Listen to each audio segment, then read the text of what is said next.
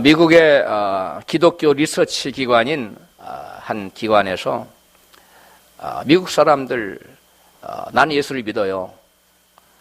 I am a born again Christian. 나는 거듭난 신자예요. 이렇게 스스로 말하는 사람 1000명을 선정해서 그들에게 설문 조사를 했습니다. 그 1000명 중에서 주일 예배에 정기적으로 이렇게 참석하는 사람들은 참석치 않은 사람들이 20%였고요. 기도 생활을 정기적으로 하지 않는 사람들이 25%였습니다. 그리고 스스로 성경을 읽지 않는 자가 35%였고 일정한 헌금 액수를 정하지 않고 그냥 되는 대로 헌금하는 사람이 40%였어요. 교회에서 어떤 부서를 맡아서 책임을 지고 봉사하는 그러한 봉사하지 않는 자가 75%, 전도를 한 번도 해본 역사가 없는 사람이 85%였습니다. 그런데 그들에게 중요한 한 가지는 1000명 모두가 그들 응답한 모든 사람이 뭐라고 대답했냐면 나는 반드시 천국 갈 수 있다고 대답을 했다는 것입니다.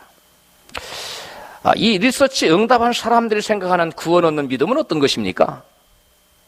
이 사람들은 지금 어떤 사람들이 구원을 얻는다고 생각하기에 신앙생활의 가장 기초적인 것도 제대로 하지 못하면서 나는 구원받아요. 나는 틀림없이 천국 가요. 라고 100%가 대답을 했을까요? 이 통계 결과는 저들이 생각하는 구원 얻는 믿음이란 머릿속에 관념적인 믿음이라는 것을 단적으로 보여주는 통계조사입니다. 소위 말해서 어떻게 살던 무엇을 하고 무슨 죄를 짓고 살던 간에 생각으로만 머릿속에 생각으로만 예수님을 나의 구주로 나의 하나님으로 믿기만 하면 그리고 마음속에 구원의 확신이 있기만 하면 반드시 구원받는다는 그러한 생각을 가진 사람들입니다. 저들은 구원 얻는 믿음을 단지 삶과는 전혀 상관없이 뭐만 있으면 머릿속에 관념적인 믿음만 있으면 구원받는 것으로 크게 오해하고 있는 것입니다. 오늘날 이러한 조사를 우리 한국 교회 교인들에게 동일한 설문조사를 했다면 그 결과가 어떻게 나왔을 것 같습니까? 오늘날 한국 교회는 예전과는 많이 달라졌습니다. 예전에는 한 번 구원은 영원한 구원이고 무슨 죄를 지어도 천국 갈 수 있다고 거의 대부분이 믿었지만 지금은 많은 사람들이 그게 아니구나. 성경을 보았더니 행함이 없는 믿음은 죽은 믿음이고 우리가 아무리 입술로 믿음을 고백해도 그 말씀대로 자기의 삶이 믿음을 증명하지 않으면 구원받지 못하는 깨닫는 사람이 많아졌어요. 그럼에도 불구하고 아직까지도 여전히 많은 사람들이 한 번 구원은 영원한 구원이고 우리가 구원받는 것은 머릿속의 생각의 믿음이지 삶과는 전혀 상관이 없는 별개의 것이다. 이렇게 생각하는 사람들이 적지 않은 것이 오늘날 현실입니다. 아직도 많은 사람들이 이 관념적인 믿음으로 구원받는 것으로 생각하고 있어요. 그래서 그런 사람들은 한 번 구원은 영원한 구원이기 때문에 무슨 죄를 짓고 살아도 결단코 구원은 취소되지 어쩐다? 않는다. 이렇게 그들은 확실히 믿고 있습니다. 그러나 오늘 본문은 우리가 읽은 본문은 구원을 잃지 않으려면 믿음을 지키기 위해서 힘써 싸워야 된다고 증거합니다. 본문 유다서 1장 3절입니다. 같이 읽어요. 시작. 사랑하는 자들아 내가 우리의 일반으로 얻은 구원을 들어 구원에 대하여 너희에게 편지하려는 뜻이 간절하던 차에 성도에게 단번에 주신 믿음의 도를 위하여 믿음을 지키기 위하여 힘써 싸우라는 편지로 너희를 권하여 할 필요를 느꼈노니 아멘. 우리 개역성경에 보면 구원을 들어 그랬죠. 이게 좀 표현이 어색하지요. 이게 구원에 대하여 그 말이에요. 또 믿음의 도를 위하여 이게 무슨 말인지 이해하기가 좀 쉽지 않죠. 그래서 이게 무슨 뜻이냐 믿음을 지키기 위하여 그런 말이에요. 근데 옛날 표현이다 보니까 그런 거예요. 그럼 다시 한번 따라합시다. 믿음을 지키기 위하여 뭐 해라? 힘써 싸우라. 믿음을 지키지 않아도 구원받는다면 믿음을 지키기 위하여 힘써 싸우라고 유다 사도가 말할 필요가 있었겠습니까? 그럴 하등의 이유가 없는 거죠. 그러나 믿음을 지키지 않으면 우리의 믿음이 물에 흘러 떠내려가듯이 떠내려가 버리기 때문에 내가 구원과 상관없는 자가 되고 말기 때문에 사도 유다는 믿음을 지키기 위해서 즉 구원을 끝까지 지키기 위해서 뭐 해라? 힘써 싸우라고 말하는 것입니다. 여러분 한 번 구원이 영원한 구원이기 때문에 무슨 죄를 지어도 결국은 여러분 구원받는 것이 진리라면 그것이 사실이라면 구원을 잃지 않기 위해 믿음을 지키기 위해서 힘써 싸우라는 유다 사도의 본문 말씀은 뭐가 되고 맙니까? 거짓이 되고 마는 거지요. 이건 진리가 아닌 것이 되고 말아요. 여러분, 성경에 진리 아닌 것이 어디가 있겠어요? 모든 성경에 기록된 말씀은 진리인 줄로 믿습니다. 오늘 사도 유다를 통해서 주신 성령님의 음성은 구원을 지키기 위하여, 믿음을 지키기 위하여 끝까지 뭐하고 싸우라는 거예요? 죄와 싸우라는 겁니다. 세상과 싸우라는 겁니다. 어둠과 싸우라는 겁니다. 흑암의 권세와 싸우라는 겁니다. 할렐루야. 왜? 무릇 지킬 만한 것보다 내 마음속에 있는 무엇을 지켜야 되기 때문에, 믿음을 지켜야 되기 때문에, 우리 마음의 믿음을 지켜야 되기 때문에, 왜? 우리 마음을 지키는 것이 우리의 생명을 지키는 근원이기 때문에 우리는, 마귀는 어떻게든 우리 마음속에 있는 믿음을 빼앗아가고 우리 마음속에 있는 의로움을 빼앗아가려고 갖은 수작을 다하고 우리를 와서 유혹을 하지만 우리는 우리 안에 있는 믿음을 놓지 않기 위해서 그 마귀와 싸워야 됩니다. 할렐루야. 그래서 우리 아까 찬양했죠. 마귀들과 싸울지라. 할렐루야. 마귀들과 싸워야 돼요. 왜? 믿음을 지키기 위해서. 왜? 믿음을 잃으면 우리는 무엇을 잃기 때문에? 구원을 잃어버리기 때문에, 영생을 잃어버리기 때문에, 우리의 생명을 잃어버리기 때문에 우리는 어둠을 대항하여, 죄에 대항하여 끊임없이 믿음의 싸움을 싸워야 될 줄로 믿습니다. 이어지는 유다 사도의 본문 5절 말씀을 보겠어요. 시작. 주께서 백성을 애굽에서 구원해 내시고 후에 믿지 아니한 자들을 뭐 했어요? 멸하셨으며, 비록 애굽에서 구원받은 하나님 백성들이었다 할지라도 나중에 믿지 않은 자들을 하나님께서 골라내서 뭐 하셨다고요? 멸해버리셨다는 거예요.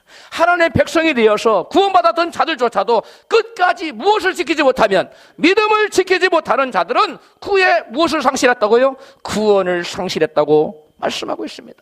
많은 사람들의 생각과 달리 한 번 구원은 영원한 구원이 아니고 어떻게 살아도 결국은 구원받는 것이 아니라는 것을 오늘 본 말씀은 분명히 말씀해주고 있습니다. 할렐루야.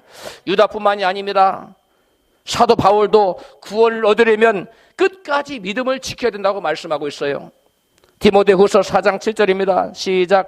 내가 믿음의 선한 싸움을 싸우고 나의 달려갈 길을 마치고 믿음을 지켰으니 이제후로는 나를 위하여 의의 면류관이 예비되었으므로 주 곧 의로우신 재판장이 그날에 내게 주실 것이니. 아멘.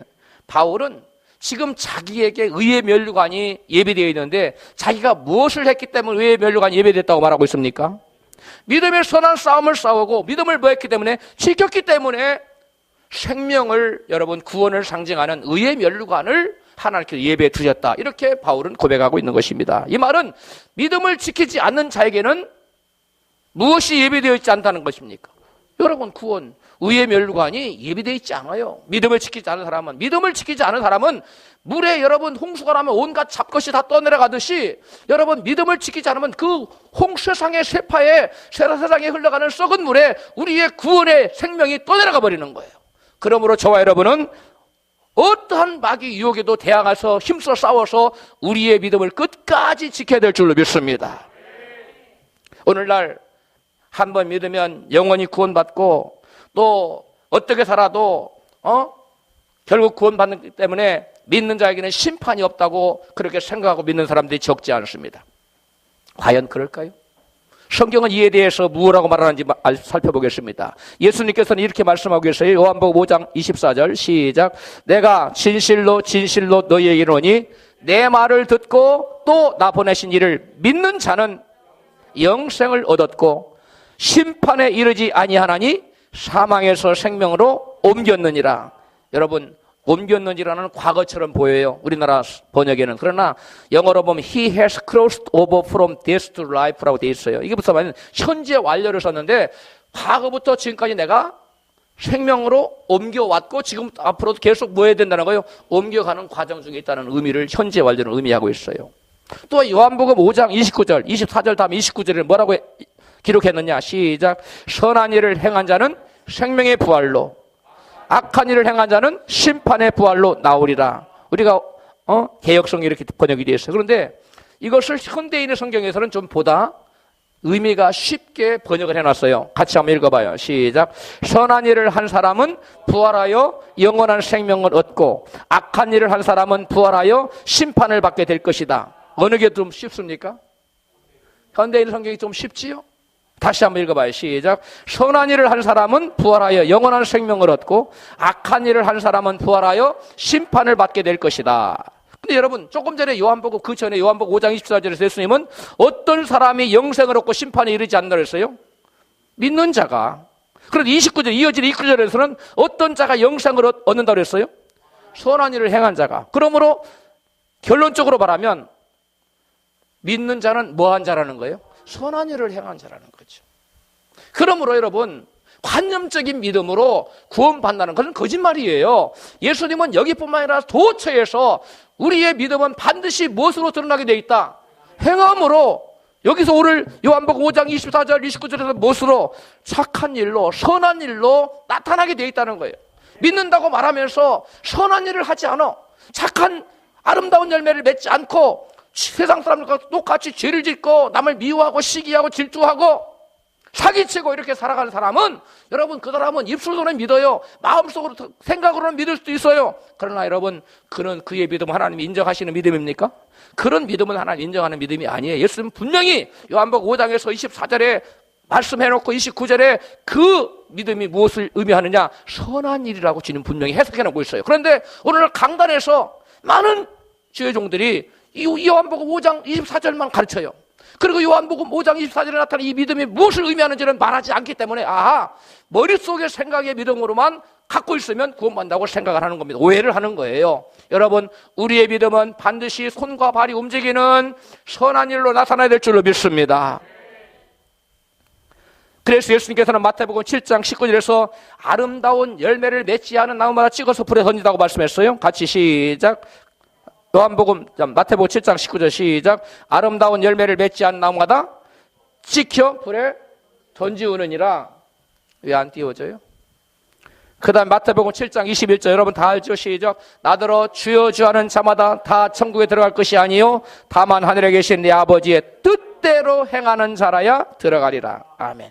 주여 주여 하는 사람, 입술로 믿는 사람들이에요. 생각으로 믿는 사람들입니다. 그런데 하나님은 그 사람들을 천국 들어간다고 말하지 않고 다만 뭐하는 사람들에게 하늘에 계신 내 아버지의 뜻대로 뭐하는 자? 행하는 자. 요한복음 5장 29절을 말하면 선한 일을 한 사람, 이런 사람들이 하늘나라 들어간다는 거예요. 예수님은 머릿속에 관념적인 믿음으로 천국 들어가는 것이 아니라 하나님 뜻대로 선한 일을 행하는 자들이 구원받아 생명의 부활로 나오게 된다는 겁니다. 무슨 부활? 생명의 부활. 우리가 다 죽은 다음에 부활하는데요, 두 가지 부활이 있어요. 하나는 영생 얻는 생명의 부활자가 있고, 하나는 영벌을 받는 지옥으로 가는 여러분 심판의 부활이 있어요. 여기에 있는 저와 여러분 모두는 그 누구도 영벌 얻는 여러분 심판의 부활로 나아가면 안 됩니다. 우리 모두 다 어떤 부활에 참여해야 돼요? 생명의 부활로 나가야 될 줄로 믿습니다. 우리 좌우에 계신 분에게 인사해. 우리 다 같이 생명의 부활로 나갑시다. 아멘. 우리 모두 다 생명의 부활로 나가야 돼요. 예수님은 스스로 다 예수 믿어요. 하나님은 내 아버지예요. 예수님 나를 위해 십자가에 달려 돌아가셨어요. 예수님 나를 피 흘려 돌아가셨어요. 이거 나 믿어요. 여러분 100번 1000번 머릿속으로 믿는다고 생각하고 입술로 시인해도 하나 그거 안 속아요. 그건 의미가 없어요. 진정한 믿음은 우리가 선한 일로 우리의 삶이 바뀌고 입술이 바뀌어야 돼요. 할렐루야. 남을 저주하고 욕하는 입술로 남을 축복하고 격려하고 위로하는 입술로 바뀌어야 되고, 우리의 삶도 항상 원망 불평하는 삶이 아니라 가정에서도 감사하고 찬양하고 서로를 축해 세우는 그러한 사람이 되어야 될 줄로 믿습니다. 이렇게 바뀌어야 된다는 것이에요. 주님은 이와 같이 머릿속에 있는 그 생각의 믿음을 보고 너 예수 잘 믿는구나, 넌 그러면 천국 가라, 그런 것이 아니라 그의 열매를 보고 심판하겠다는 거예요. 네 믿음이 진짜인가 가짜인가를 그의 무엇을 보고 믿음의 열매가 있느냐 없느냐. 빛이 있으면, 빛이 들어오면 아무리 깜깜한 것도 빛의 열매는 딱 들어가면 뭐가 사라져요? 어둠이 쫙 사라져요. 여러분이 빛 대신 예수님을 진정 영접하고 내가 진정 예수님의 자녀요, 하나님의 자녀로 하나님의 믿는 사람이라면 여러분 심령의 어둠이 사라지고 여러분 삶에서 어둠이 떠나가는 거예요. 그게 믿음의 삶이에요. 예수를 믿는다면서 여전히 마음이 새카맣고 맨날 가정에서는 막 싸우고 또 맨날 어둠 가운데 죄를 짓고 살면 여러분 믿음이 진짜인가? 하나님 앞에 조용히 물어봐야 돼요. 빛이 임하면 뭐가 물러간다고요? 어둠이 물러가요. 예수는 내가 빛으로 세상에 왔다고 말씀하셨어요. 또 예수님 말씀은 너희는 세상에 뭐라고?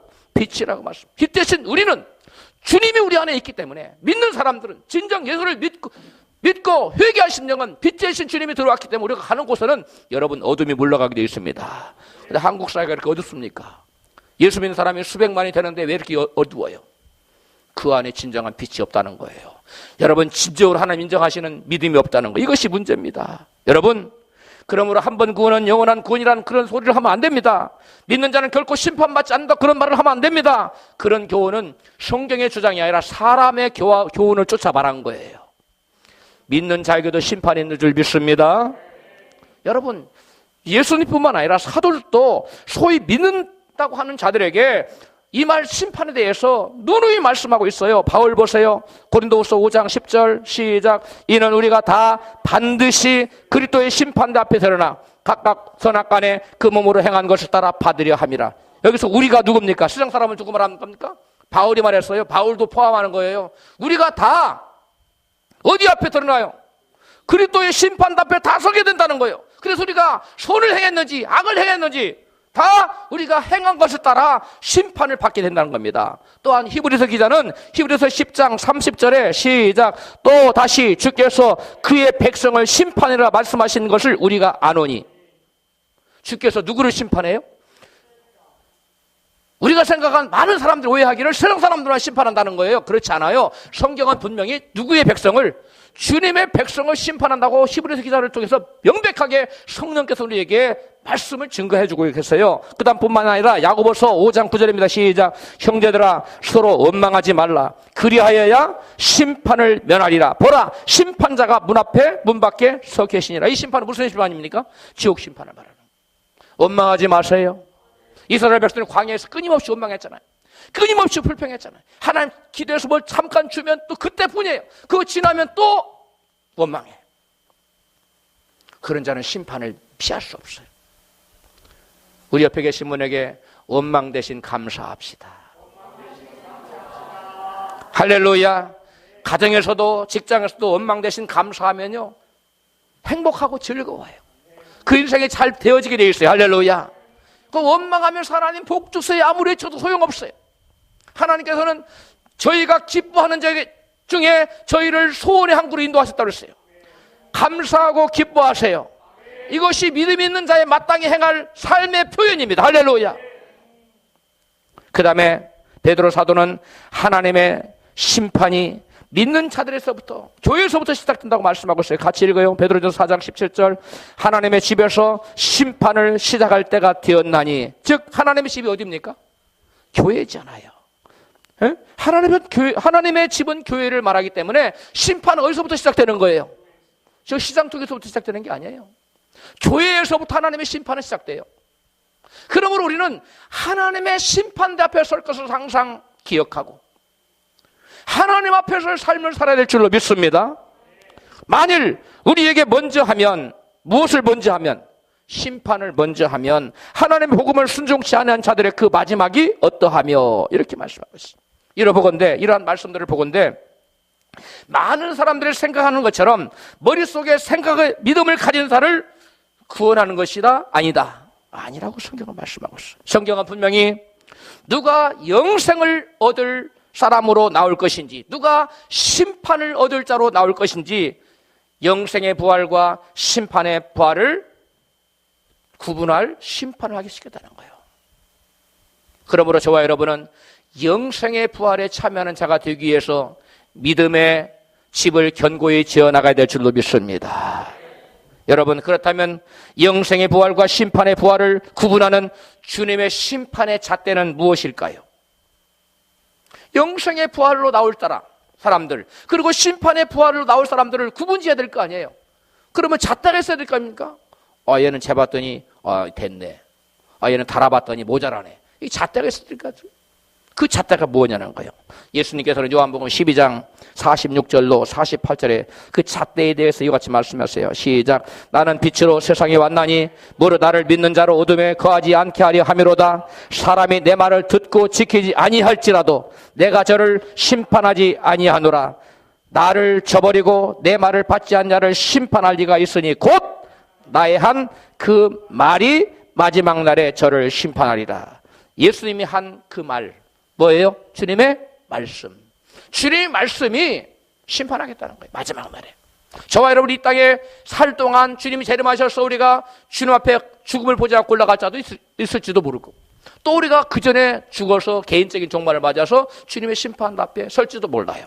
아무도 모르는 거예요. 그러나 자고지간 결국은 누구 앞에 선다? 주님의 그리스도의 심판 앞에 설 수밖에 없어요. 그렇게 설 수밖에 없는데 그 마지막 날에 주님께서 뭘로 심판하겠다고요? 주님께서 이 땅에 오셔서 하신 말씀. 그 말씀을 가지고 들이대겠다는 거예요. 내 원수를 뭐처럼 사랑하라? 사랑하라. 내 몸처럼. 이렇게 말씀이 있는데, 그리하여야 하나님의 아들이라, 지극히 높으신 하나님의 아들이라 일컬음을 받으리라. 할렐루야. 그런 누누한 말씀들을 주님이 하셨는데, 그러한 말씀으로 우리를 재보겠다는 거예요. 우리의 믿음이 제대로 된 믿음인지, 이것이 진짜인지 가짜인지, 쭉정인지 알곡인지, 곳간에 드릴 믿음인지, 아니면 불에 태울 믿음인지 주님은 재보시겠다는 거예요. 그 재는 잣대가 뭐냐? 주님은 요한복음 12장 48절에서 나의 한 말이 너희를 심판하겠다, 이렇게 말씀하셨습니다. 예수께서는 이 땅에 왜 오셨습니까? 빛으로 오셔서 믿는 자들 하여금 어디로 다니지 않고, 어두움으로 다니지 않고, 어디 가운데로? 빛 가운데로 걸어가면서 살아가도록 세상에 오셨어요. 그런데 믿는다고 하면서 빛 가운데로 걸어가지 않고 어두운 곳만 쫓아다니며 산다면 예수님이 오신 목적이 달성된 겁니까? 예수께서 피 흘려 십자가에 저와 여러분의 모든 죄를 지고 십자가 피로 돌아가실 때 그것이 여러분 어떻게 되고 맙니까? 헛되게 되고 만 거예요. 여러분, 그래서 예수님은 어두운 가운데로 걸어가는 자들, 죄를 지으며 살아가는 자들을 주님은 말씀에 입각하여 뭐 하겠다고? 심판하시겠다고 말씀하는 겁니다. 그런데 그 심판의 주대는 말씀인데요, 예수께서 하신 말씀은 주로 어디에 기록되어 있습니까? 복음서에 기록되어 있어요. 특별히 복음서 중에서도 산상수훈에 뚜렷이 나타나 있습니다. 산상수훈은 어디를 보고 산상수훈이라고 해요? 마태복음 5장, 6장, 7장을 산상설교라고 해요. 근데 그 산상설교의 핵심적인 내용이 뭡니까? 딱 주자로 하면 천국이에요. 길게 말하면 누가 천국 갈 수 있느냐, 이것을 산상수훈의 스님이 아주 핵심적으로 그것을 얘기해 놨어요. 많은 사람들이 산상수훈을 교훈 정도로 받아들여요. 물론 교훈이기도 합니다. 우리가 어떻게 살아야 천국 가는가 하는. 그런데 산상설교의 핵심 내용은 따라합시다. 누가 천국 갈 수 있느냐. 그래서 저와 여러분, 성경 전체에서 가장 중요한 게 어디 나타나요? 마태복음 5장, 6장, 7장에 나타나 있습니다. 여러 번 읽어야 돼요. 수시로 거기를 봐야 돼요. 예? 여러분, 마태복음 5장, 6장, 7장에 이것을 갖다가 산상설교라고 그러는데, 예수님이 산위에서 했다고 해서 산위에서 말씀을 증거했다고 해서 산상설교라고 하고도, 빼어난 교훈이라고 해서 수훈, 빼어날 숫자, 교훈 훈자에서 산상수훈이라고도 해요. 그런데 이 산상수훈의 첫 번이 무엇으로 시작됩니까? 팔복으로 시작되잖아요. 팔복. 이 팔복에서 네 가지가 무엇과 상관이 있냐면 천국과 상관이 있어요.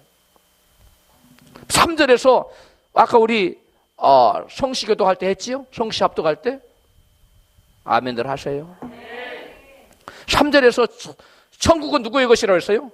심령이 가난한 자. 그 다음에 또 어떤 자의 것이 천국이 누구의 것이라고 했어요? 8절에서는 마음이 청결한 자. 그 다음에 10절에서는 의를 위하여 핍박을 받는 자. 이 사람, 천국은 이런 사람들 것이라는 거예요. 그리고 화평케 하는 자는 하나님의 아들이라고 일컬을 받는다고 9절에 나와 있어요. 여러분, 하나님의 아들은 결국 뭘 소유해요?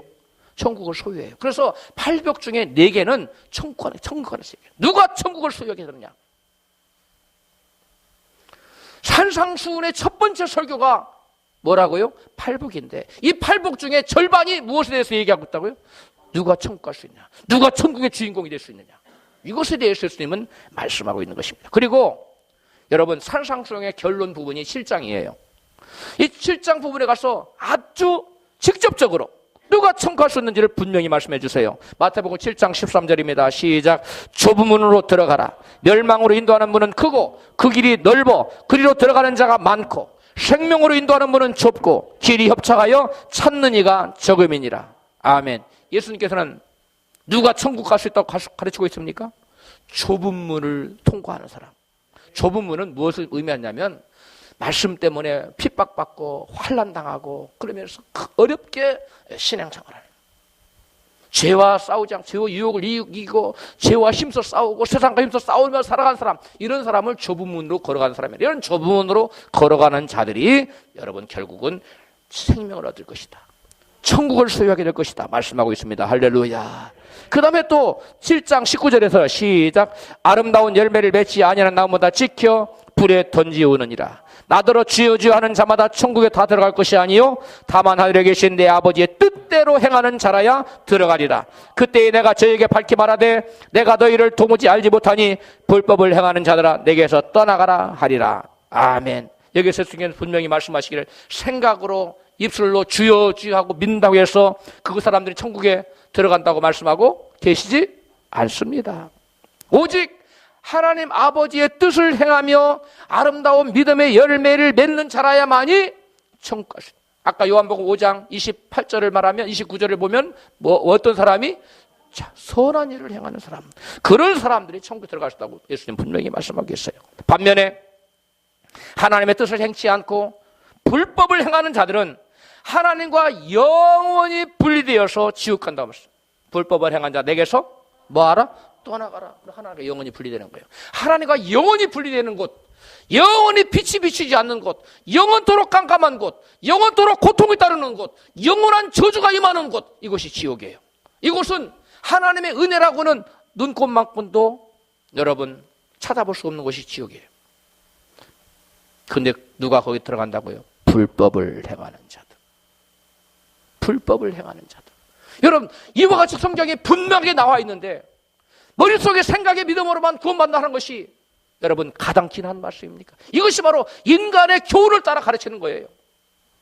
너희가 사람의 교훈을 따라 나를 경배하니 너희가 헛되이 나를 경배하는도다. 헛되게 예수를 믿는 거예요. 여러분, 진정한 믿음은 머릿속에 생각의 믿음이 아니라 우리의 삶이 변화되는 아름다운 열매를 맺는 믿음인 줄로 믿습니다. 그렇다면 예수께서 말씀하신 이 하나님의 뜻대로 행하는 자가 천국 간다 그랬는데 하나님의 뜻은 무엇일까요? 데살로니가전서 4장 3절에서 바울은 이와 같이 말합니다. 시작. 하나님의 뜻은 이것이니 너희의 거룩함이라. 7절. 하나님이 우리를 부르심은 부정케 하심이 아니요 거룩케 하심이니 그러므로 저버리는 자는, 무엇을 저버리는 자는? 거룩을 저버리는 자는, 그 말이에요. 거룩을 저버리는 자는 무엇을 저버림이 아니요 하나님을, 사람을 저버림이 아니요 너희에게 그의 성령을 주신 하나님을 저버림이니라. 거룩을 저버리는 것은 누구를 저버리는 거라고요? 하나님을 저버리는, 성령님을 저버리는 거예요. 단지 내가 거룩하게 안 사는 것으로 끝나는 게 아니라는 거예요. 내가 거룩한 삶을 살지 않으면 나는 하나님을 배격하고 하나님을 물리치고 하나님을 대적하고 하나님과 싸우는 자가 된다는 거예요. 하나님 저버리는 자가 돼요. 그래서 그런 사람들을 예수님은 불법을 행한 자들아 다 내게서 뭐하라? 떠나가라. 그래, 하나님 앞에 설 수가 없어요. 이 세상에서는 여러분 아무리 흉악한 죄인이라 할지라도 이 세상에 사는 동안 하나님 은혜가 그에게 햇빛을 비춰주시죠, 물을 주시죠, 공기를 주시죠. 하여간 여러 가지의 일반적인 은총을 세상에 믿는 사람들에게도 주세요. 우리 예수 믿는 사람에게는 우리의 마음에 오셔서 그들이 겪지 못하는 강같은 평화와 여러분 샘솟는 기쁨, 아멘들 하세요. 없어요 여러분에게? 응? 만족감이 있잖아요. 저는 돈이 많지 않습니다. 그러나 저는 항상 만족해요. 할렐루야. 기뻐요. 세상 사람 돈이 있어야 기뻐하죠. 이게 우리에게 예수를 믿는 사람에게 부어주는 은총은 특별 은총이에요. 세상 사람들이 주는 일반 은총이 있어요. 그러나 불법을 행하는 자들 내게서 떠나가라 해서 주님께 한번 쫓겨난 방에서 영원한 지옥에 떨어진 사람에게는 하나님의 은혜가, 은총이 뭔만큼도 없다? 눈곱만큼. 눈곱은 여기 아니었어. 여기 있죠? 네. 손톱만큼도 없어요. 하나님의 은혜가. 여러분, 우리는 그런 소리를 들어야 되겠습니까? 아니에요. 사랑하는 자여, 어서 오라. 내가 너를 기다리고 있었노라. 주님의 이러한 음성을 우리 모두 들어야 될 줄로 믿습니다. 여러분, 그러면 바울은 하나님의 뜻은 뭡니까? 세상과 구별된 거룩함, 세상에서 정결하고 깨끗하게 사는 거룩한 행실, 이것이 하나님 뜻이라고 바울은 우리에게 말씀해주고 있어요. 가르쳐주고 있어요. 그런데 베드로는 바울이 말한 그 거룩한 행실을 뭘로 동의어로 표현하고 있냐면 따라합시다. 경건함. 베드로후서 3장 11절에 나타나요. 시작. 이 모든 것이 이렇게 풀어지리니 너희가 어떠한 사람이 되어야 마땅하니요 거룩한 행실과 경건함으로 하나님의 날이 임하기를 바라보고 간절히 사모하라. 아멘. 베드로는 거룩한 행실이 뭐라고요? 경건함이에요. 그래서 그러므로 예수님의 심판의 재판은 말씀인데 그 말씀 중에 심판의 기준은 거룩한 행실과 뭐라고요? 경건함이라. 그러니까 거룩한 행실과 경건함이 있었느냐? 이것이 여러분 기준이에요. 딱 기준해가지고 그것을 재보는 거예요. 경건함이 있는가? 거룩한 행실이 있는가? 주님은 그걸 찾아요. 무화과나무에서 예수님 열매를 찾으려고 이파리를 제끼고 열매를 찾았듯이 우리의 삶 속에 우리에게 찾아오셔서 우리 주님께서 무엇을 찾냐면 거룩한 행실 그리고 경건함을 찾으십니다. 할렐루야. 왜? 그것이 없는 자는 무슨 부활? 심판의 부활. 그것이 있는 자는 무슨 부활? 영생의 부활, 생명의 부활로 나오기 때문에 그것이 관건이에요. 거룩한 행실과 또 무엇? 경건함의 열매가 있기를 주님의 이름으로 축복합니다. 오늘 본문에서 유다도 경건치 않는 자들은 정죄 심판을 받을 것을 본문 유다서 1장 15절로 16절에 말씀하고 있어요. 시작. 아담의 칠세손 에녹이 사람들에게 대하여도 예언하여 이르되 보라 주께서 그 수만의 거룩한 자와 함께 임하시나니 이는 무사람을 심판하사 모든 경건치 않는 자의 경건치 행한 모든 경건치 않은 일과 또 경건치 않은 죄인의 주께 거스려한 모든 강팍한 말을 인하여 저희를 정죄하려 하심이니라 하였느니라. 아멘. 지금 이 땅에 살면서 경건하게 살다가 죽음을 보지 않고 하늘나라로 승천한 사람이 있었어요. 그 사람이 누구예요? 에녹입니다. 에녹이 선지자였는데 이 에녹이 장차 임할 주님의 재림에 대해서 예언해 놓은 내용이 우리가 좀 전에 읽은 이 말씀이에요. 그런데 본문 말씀인데 이 본문 말씀에서 주님의 재림 때 주님은 세상에 심판주로 오시는데 우리 믿는 자들에게는 구원자로 오십니다. 그러나 우리 믿는 자도 심판을 통과해야 구원자가 되는 거예요. 오셔서 누구를 심판할 것이라고? 경건치 않는 자를 심판하겠다는 거예요. 예? 본문의 증거에 의하면 주님 재림 때 심판의 기준은 경건한 삶을 살았느냐 경건한 삶을 살지 않았느냐 이것이 기준이에요. 이걸 보겠다는 거예요. 우리 옆에 계신 분에게 경건하게 살고 있습니까? 물어보세요. 여기에 예 그렇습니다. 저는 지금 경건하게 세상과 구별된 삶을 살고 있습니다. 저는 깨끗하게 살고 있습니다. 저는 말씀에 순종해서 살고 있습니다. 이러한 대답을 할 수 있어야만 돼요. 근데 어물쩡하고 머리를 극적거리고 그러면 곤란해요. 이번에는 앞뒤에 계신 분에게 진짜 경건하게 살고 있습니까? 물어봐요. 재림의 주님께서는 경건치 않는 자들의 경건치 않게 행한 그 모든 일과 경건치 않은 자들의 주께 거스려한 모든 강팍한 말을 심판하겠다는 거예요. 우리 말도 하나님을 향하여 원망의 말이나 불평의 말이 은연중이라도 나오면 안 돼요. 할렐루야. 농담으로도 하면 안 돼요.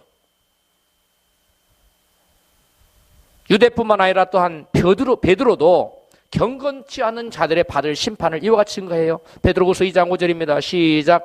이 세상을 용서치 아니하시고 오직 의를 전파하는 노아와 그 7 식구를 보존하시고 경건치 않은 자들의 세상에 홍수를 내리셨으며 6절. 소돔과 고모라 성을 멸망하기로 정하사 재가 되게 하사 후세에 경건치 않은 자들에게 본을 삼으셨으며 9절 시작. 주께서 경건한 자는 시험에서 건지시고 불의한 자는 형벌 아래 두어 심판날까지 지키시며 여러분 여기 어디 머릿속에 생각이 믿음으로 구원만 나오고 있습니까? 전혀 다른 말씀이잖아요. 성경 말씀은 경건치 않는 자를 심판하겠다고 누누이 사도 베드로, 요한, 바울 계속 오늘 본문의 유다까지도 계속 경건치 않는 자들은 하나님의 심판의 대상이 된다고 말하고 있는데 도대체 머릿속에 생각이 믿음만으로 구원받는다는 것은 어디서 나왔는지 모르겠어요. 그건 성경이 아니라 사람의 교훈인 줄로 믿습니다. 사람의 교훈을 쫓아 예수를 믿으면 헛되이 하나님을 경배하는 것이라고 그랬어요. 여러분, 베드로는 노아의 때와 또 누구의 때? 롯의 때의 역사적인 심판 사건을 통하여 경건치 않은 자들이 결국은 뭘 받았다? 심판을 받았다는 것을 상기시켜주고 있어요. 또 베드로는 노아의 시대에는 무엇으로? 홍수로, 롯의 때는 뭘로? 불로써 소돔과 고모라와 그 이웃 도시들을 멸했다고 성경은 베드로는 언급하면서 역사적인 하나님의 심판들은 후서에 누구에게 경계가 되고 있다? 경건치 않는 삶을 사는 자들에게 지금 경계하는 것이다. 네? 이렇게 말해주고 있어요. 후세 사람들에게 하나님께서 경계로 삼기 위해서 너희들은 이와 같이 살다가는 노세 때의 사람들이 경건하게 살지 않다가 불심판을 받고 노아의 때 사람들이 경건하게 살지 않다가 홍수 심판을 받은 것처럼 너희들도 이와 같이 경건하게 살지 않으면 마침내 결국은 뭘 받을 것이다? 심판을 받게 될 것이므로 너희들은 어찌하든지 경건한 삶을 유지하라 하고 이와 같이 여러분 사도 베드로, 요한, 그 다음에 유다, 여러분 오늘 성경에 기록한 유다, 이거 끊임없이 베드로도 마찬가지로 기록해 주고 있잖아요. 여러분, 우리는 이 노아의 때의 심판, 그리고 또 롯의 때의 심판이 그때로 끝난 것이 아니라 그때의 심판이, 동일한 심판이 마지막 때에도 이어질 것이라고. 인자가 임할 때는 롯의 때와 또 노아의 때와 같을 것이라고 주님 말씀했어요. 우리 성경 누가복음 17장 26절입니다. 시작. 노아의 때에 된 것 같이 인자의 때에도 그러하리라. 노아가 방주에 들어가던 날까지 사람들이 먹고 마시고 장가들고 시집가더니 홍수가 나서 저희를 다 멸하였으며. 28절 시작. 또 롯의 때와 같이리니 사람들이 먹고 마시고 사고 팔고 심고 집을 짓더니 롯이 소돔에서 나가던 날에 하늘로서 불과 유황이 비오듯 하여 저희를 멸하였느니라. 인자에 나타나는 날에도 이러하리라. 여러분, 구약시대에 롯의 때나 노아의 때의 심판은 그것을 끝나는 것이 아니라는 거예요. 그러한 동일한 심판이 이때에도 주님 임하실 때 동일하게 경건치 않은 자에게 임한다고 성경은 분명히 말씀하고 있습니다. 할렐루야. 롯의 때는 어떤 시대였습니까? 그 시대 사람들은 불신의 시대였어요. 거역하는 시대였어요. 하나님 말씀 믿지 않았어요. 죄를 지었어요. 여러분, 롯의 때뿐만 아니라 노아의 때도 마찬가지입니다. 여러분, 노아의 때가 어떤지 한번 보겠어요. 노아의 때 베드로전서 3장 20절입니다. 시작. 그들은 전에 노아의 날 방주 예배할 동안 하나님 오래 참고 기다리실 때에 뭐하던 자들입니까? 순종치 아니하던 자들이라. 방주에서 물로 말미암아 구원을 얻은 자가 몇 명뿐이니 겨우 8명이라. 아멘. 여러분, 노아의 시대의 사람들이 왜 심판을 받았어요? 경건과는 거리가 먼 삶을 살았어요. 집 짓고 팔고 사고 심고 거두고 세상 일에만 몰두했다는 거예요. 이게 하나님을 예배하고 하나님의 음성을 듣고 하나님과 교제를 나누는 데는 등한히 하고 그런 것은 관심이 없고 오로지 세상에 집 짓고 팔고 사고 심고 거두고 이런 것에 세상 일에만 몰두하다가 죄를 짓고 살다가 결국 경건치 않는 삶을 살다가 하나님의 준엄한 심판을 받아서 그 시대에 살던 모든 사람들이 다 심판받고 겨우 몇 명만 구원받았다. 8명만 구원받았다. 여러분, 그 시대에 노아 시대의 세상 사람들이 얼마나 됐을까요? 아무리 적게 잡아도 300명은 더 됐겠지 않았어요? 그럼 300명이라고 잡으면 몇 대 몇이에요? 100대 1, 1%가 구원받은 거고, 그 당시에 사람들이 3,000명이라고 8,000명, 3,000이 아니라 계산 잘못했네요. 8,000명이라고 그랬으면 몇 대 몇이에요? 1,000대 1, 0.1%예요. 몇 명인지는 모르죠. 성경 안 나왔으니까. 성경에 안 나와 있는 소리를 하면 안 돼요. 그 다음에 또 롯의 때는 어땠을까요? 한번 같이 봐요. 롯의 때는 유다서 1장 7절에 시작. 소돔과 고모라와 그 도시들도 저희와 같은 모양으로 간음을 행하며 다른 색을 쫓아 따라가다가 영원한 불의 형벌을 받음으로 거울이 되었느니라. 아멘. 롯의 때의 사람들도 마찬가지로 집을 짓고 그 다음에 뭐 사고 팔고 세상 일에만 몰두했어요. 그런데 그 사람들은 노아의 시대보다 더 패역했는데 어떻게 했어요? 간음을 행했지요. 다른 색을 쫓아갔다. 이 다른 색이 오늘날 팽배해져. 이게 뭡니까? 동성연애, 더러운 동성연애. 그 다음에 그런 하나님의 미워한, 성경에 보면 성경이나 다른 기록에 보면 이 사람들 수관까지 했어요. 짐승과도 교접을 해가지고 하나님의 진노를 샀습니다. 그래서 소돔과 고모라뿐만 아니라 그 이웃 도시들까지도 같이 멸망을 받았는데요. 여러분, 그 당시의 사람들을 그 당시에 몇 명만 구원받았어요? 롯의 때는 몇 명 구원받았어요? 노아 때는 8명 구원받았어요. 그건 소돔과 고모라 때는 몇 명 구원받았어요? 3명만. 원래 4명 나왔는데 롯을 쓰다가 주부들하고 소금기둥 돼서 한 명은 중도에 탈락하고 3명만 구원받았어요. 그러면 소돔과 고모라 도시 그리고 그 이웃 도시까지 합쳐서 총 몇 명이나 됐을까요? 인구가. You guess. 한번 추측해봐요. 몇 명이나 됐을까요? 응? 적어도 여러분 300명만 잡아도 100대 1이고 3,000명만 도시 하나에 100명씩만 1,000명씩 하라고 하면 3,000명인데 1,000대 1이에요. 3,000대 3이니까. 여러분, 롯의 때와 소아의 때와 똑같다는 거예요. 인자가 임할 때에도. 구원의 수가 많습니까? 극히 적어요. 어떤 사람은 그래요. 믿음으로 살지 않으면, 말씀대로 살지 않으면 구원받을 수 없어요. 아이고, 그러면 구원받을 수가 얼마나 되겠어요? 그래요. 하나님은 구원받을 수를 따지지 않아요. 노아의 시대에, 그 다음에 롯의 때에 하나님의 구원받을 수를 계산했다면 그렇게 심판하셨겠어요? 안 하죠. 수가 더 많아지도록 한참 기다렸겠죠. 하나님은 하나님의 때에 심판하고 말아요. 이 말씀이 얼마나 무서운 말씀인지 여러분 경각심을 좀 갖고 들어주셨으면 감사하겠어요. 여러분, 예수님 말씀하십니다. 인자가 임할 때 내가 세상에서 믿는 자를 보겠느냐. 믿는 자가 많다는 거예요? 아니에요. 누가 58장에서 말씀하겠어요? 인자가 세상에 임할 때 내가 믿는 자를 보겠느냐. 많지 않다는 겁니다. 노아의 때에도 소돔과 고모라의 롯의 때에도 경건한 자 10명을 찾았지요. 의인 10명을 찾았는데 소돔과 고모라 성에서 의인 10명이 있었습니까? 없었어요. 그래서 하나님 심판하신 겁니다. 소돔과 고모라 성에는 의인이 3명밖에 없었어요. 그래서 하나님 심판하신 겁니다. 이때에도 여러분, 저와 여러분 모두는 하나님의 눈으로 봤을 때 의인의 범주에 들어가기를 주로 축복합니다. 우리 모두 의인의 범주에 들어가야 돼요. 그러면 하나님의 집 교회에서 시작되는 심판의 모습을 한번 살펴보도록 하겠습니다. 심판은 어디서부터 시작된다 그랬어요? 교회에서부터 시작된다 그랬어요.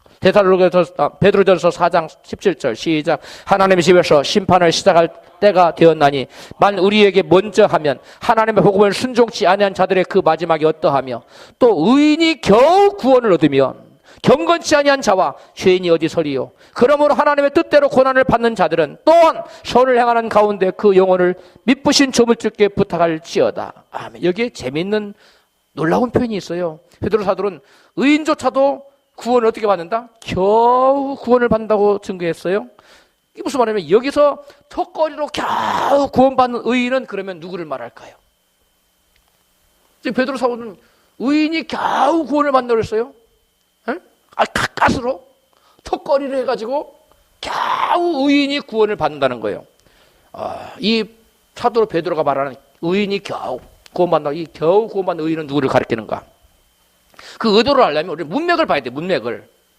그 전에 문맥을 봐야 돼. 앞선 내용을 봐야만 베드로가 말하는 것이 무슨 말인지 알아요. 베드로전서 4장 13절 시작. 오직 너희를 그리스도의 고난에 참여하는 것으로 즐거워하라. 너희가 그리스도 이름으로 욕을 받으면 복 있는 자로다. 만일 그리스도인으로 고난을 받은 즉 부끄러워 말고 도리어 그 이름으로 하나님께 영광을 돌리라. 아멘. 베드로 사도의 그 앞서 있는 말에는 고난, 무엇을 지금 언급하고 있습니까? 고난받는 그리스도인들을 언급하고 있잖아요. 그리고 나서 17절부터 하나님의 집 교회에서부터 시작되는 심판을 언급하고 있는 것을 볼 때 겨우 구원받게 될 의인들은 의를 위하여 핍박을 받지 않고 고난받지 않는 그러한 노멀 신자를 가리키는 거예요. 무슨 말 이해 갑니까?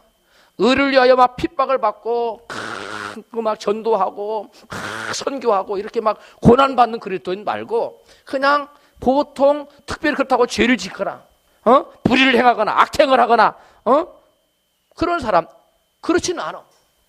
그리고 하나님을 삶 가운데 믿음을 잘 나타내. 그러나 고난은 없어요.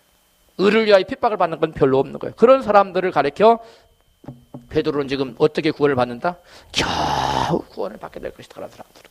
그러면 우리는 그렇게 그냥 안락하게 평안하게 신앙생활하다가 겨우 턱걸이로 구원받는 그 무리에 속해야 되겠어요? 핍박받고 막 고난이 따를지라도 넉넉히 우리가 구원의 대열에 들어가야 되겠어요? 전자예요, 후자예요? 후자가 됩시다. 근데 그 후자가 되려면 쉽지 않아요. 나를 다 포기해야 돼요. 좁은 길로 들어가기를 막 힘쓰고 애써야 돼요. 할렐루야. 우리는 넉넉히 이기는 자가 되십시다. 그런데 앞으로는 정말 이 가까스로 겨우 구원을 받는 것만 해도 이거 대단한 겁니다. 네, 이 마지막 때는 불신의 시대이기 때문에요. 사람들 자꾸 옆에 사람 봐요. 저분 장로님 저렇게 지나가 나는 저보다 안 돼. 난 틀리면 천국할 거면 아니에요. 그 사람이 기준이 되면 안 돼. 우리가 오늘 살펴본 말씀의 기준이 되야 될 줄로 믿습니다. 왜? 주님 뭘로 심판한다고 했으니까? 말씀으로 심판한다고 했으니까. 이 말씀을 우리 가슴에 새기고 아하 내가 지금 어디에 서 있는가를 끊임없이 점검해야 돼요. 응? 그래서 바울은 날마다 자기를 점검하고 내가 다시 살았네. 나는 날마다 죽노라. 바울이 시인했어요. 날마다 죽는 저와 여러분 되십시다. 날마다 나를 부인하지 않고 좁은 길을 걸어갈 수가 없어요. 우리가 의를 위하여 핍박을 받을 수가 없어요. 에이 뭐 내가 꼭 이렇게까지 신앙생활할 필요가 뭐가 있나. 그러니까 돌아서고 말아요. 그러면 안 돼요. 우리는 끝까지 믿음의 대열에 참여해야 될 줄로 믿습니다. 그렇다면 하나님의 집 교회에서 누가 정죄의 심판을 받아서 멸망을 받아 지옥에 떨어지게 될까요? 베드로전서 4장 18절 시작. 또 의인이 겨우 구원을 얻으면 경건치 않는 자와 죄인이 어디를 서리요. 이게 무슨 말이에요? 사도 베드로는 정죄 심판을 받아 영원한 멸망에 떨어질 사람들은 어떤 사람들이라는 겁니까? 경건치 않는 자들과 죄인들이라는 거예요. 무슨 말이에요? 교회 다니면서 나는 예수를 믿어요. 난 하나님의 자녀예요. 이렇게 말하면서 구원은 나는 예수를 믿기 때문에 구원은 다른 당상이야 내게 있어서 그러면 나 어떻게 살아도 돼 하면서 하나님 뜻대로 살지 않고 경건하게 살지 않고 막 죄를 지으며 살아가는 사람들, 이런 사람들은 영원한 멸망을 받아서 심판을 받게 된다는 거예요. 여러분 이게 지금 무슨 말씀이에요? 하나님의 집에서 그 심판이 시작되는데 하나님의 집에 나오는 사람, 교회에 나오는 사람들 중에 경건치 않는 자들, 죄인의 무리에 속해 있는 사람들, 죄인과 똑같이 사는 사람들은 영원한 심판을 받아서 영원한 지옥에 떨어진다는 거예요. 우리 가운데 이런 사람이 있어도 되겠습니까? 아무도 이런 사람이 있어도 안 돼요. 교회에 여러분 이런 사람들이 있기 때문에 하나님의 집에서 하나님의 심판이 시작되는데 경건치 않는 자들과 죄인들은 영원한 하나님의 심판을 받을 것이라고 베드로 사도는 말씀하고 있는 겁니다. 할렐루야. 오늘 본문을 봅시다. 유다서 1장 11절 이하를 보면 유다 사도를 통해서도 성령께서는 경건치 않는 자들은 심판을 받게 될 것이라고 말씀해 주고 있어요. 같이 시작. 화했을진저 이 사람들이여 가인의 길에 행하였으며 싹을 위하여 발람의 억울한 길로 몰려갔으며 고라의 패역을 쫓아 멸망을 받았도다. 16절 이 사람들은 원망하는 자며 불만을 토하는 자며 그 정약대로 행하는 자라. 이 사람들은 가인의 길로 11절에 말하는 가인의 길로 간 사람들이에요. 그 다음에 시작. 그 입으로 자랑하는 말을 하며 이를 위하여 아첨하는, 이게 누구예요? 발람의 어그러진 길로 걸어간 자들을 말하는 거예요. 17절 시작. 사랑하는 자들아 너희는 우리 주 예수 그리스도의 사도들의 미리 한 말을 기억하라. 그들이 너희에게 말하기를 마지막 때에 자기의 경건치 않은 정욕대로 행하며 기롱한 자들이 있으리라 하였나니 이 사람들은 뭐 하는 자예요? 당을 짓는 자며 육에 속한 자며 성령은 없는 자니라. 이게 누굽니까? 고라의 패역의 길에 섰던 사람. 당을 지어서 모세를 대적하다가 하나님께서 땅을 갈라서 그들을 다 삼켜버렸죠. 이 고라의 패역에 섰던 사람, 당을 짓는 사람들. 그 다음에 20절 시작. 사랑하는 자들아 너희는 너희의 지극히 거룩한 믿음 위에 자기를 건축하며 성령으로 기도하며 21절 하나님의 사랑 안에서 자기를 지키며 영생에 이르도록 우리 주 예수 그리스도의 긍휼을 기다리라. 아멘. 여러분 영생에 이르도록 하기 위해서는 자기를 뭐라고 했어요? 지키라. 근데 자기의 뭘 지키라는 거 사실은 믿음을 지키라는 얘기예요. 할렐루야. 여러분 마지막 때 교회 다니면서도 유다가 지적하는 것처럼 경건한 자리에 서지 않고 경건치 않는 자의 길에 서 있는 사람들은 세 부류에 있어요. 첫 번째 누구의 길? 가인의 정욕의 길. 가인은 믿음대로 살지 않고 지 멋대로 하나님 예배하다가 자기 동생 아벨이 자기가 시기하고 그를 죽이잖아요. 이 정욕대로 살아가는 사람. 이 사람들은 회개가 이루어지지 않은 사람들이에요. 믿음 없이 살면서 원망 불평하고 정욕을 쫓아가는 사람들, 이런 사람들은 경건치 않은 사람은 심판을 받게 돼요. 그 다음에 두 번째로 어떤 사람입니까? 발람의 어그러진 길을 쫓아가. 이 사람은 회개를 한 경험은 있어요. 발람 선지자였어요, 그는. 그런데 무엇을 쫓아가다 망했습니까? 돈과 명성 쫓아가다 망했잖아요. 멸망당하잖아요. 그런 것처럼 비록 회개를 했다 손치더라도 그 사람들이 믿음을 지키지 않고 날마다 자기를 부인하지 않고 돈 쫓아가고 명예 쫓아가고 성공을 쫓아가다 보면 결국 발람이 망한 것처럼 망할 수 있다는 거예요. 우리는 그런 길로 접어들어서는 안 될 줄로 믿습니다. 그래서 성경은 발람의 어그러진 길이라서 잘 가다가 삐딱선을 타가지고 삼천포로 빠지는 거예요. 이 발람의 어그러진 길이에요. 그 다음에 고라의 패역한 길. 이런 사람들은 대부분 회개하지 않은 사람들이죠. 이 당을 지어요. 권위를 무시하고 권위를 대적하는 사람들이에요. 이런 사람들 하는 땅을 갈라서 고라를 당을 내렸던 것처럼 그 땅을 무엇을 상징합니까? 그것이 지옥을 상징하는 거 아닙니까? 여러분, 당을 짓는 사람, 그 누가 당을 짓자라도 거기 합류하면 안 됩니다. 우리 교회 앞으로 상도들이 많이 들어올 건데 누군가가 당을 짓자고 하면 쫓아가야 되겠습니까? 아니에요. 당을 짓는 사람은 고라의 당이에요. 성경이 고라당이라고 했어요. 패역한 길이라. 그 사람들은 권위를 대적해요. 그 결국은 멸망당합니다. 이 멸망은 지옥을 의미합니다. 이런 사람들은 경건치 않는 자들로 하나님의 진노를 쌓아서 하나님의 무서운 심판을 받게 됩니다. 로마서 1장 18절입니다. 시작. 하나님의 진노가 불의로 진리를 막는 사람들의 모든 경건치 않음과 불의에 대하여 하늘로 쫓아 나타나나니. 뭐가? 하나님의 진노가 누구에게? 경건치 않는 자들에게 나타난다는 것. 그러므로 우리 모두 경건치 않는 자의 자리에서 벗어나 믿음을 가지고 경건하게 삶으로 심판의 부활이 아닌 영생의 부활에 참여하게 되시기를 주님의 이름으로 축원합니다.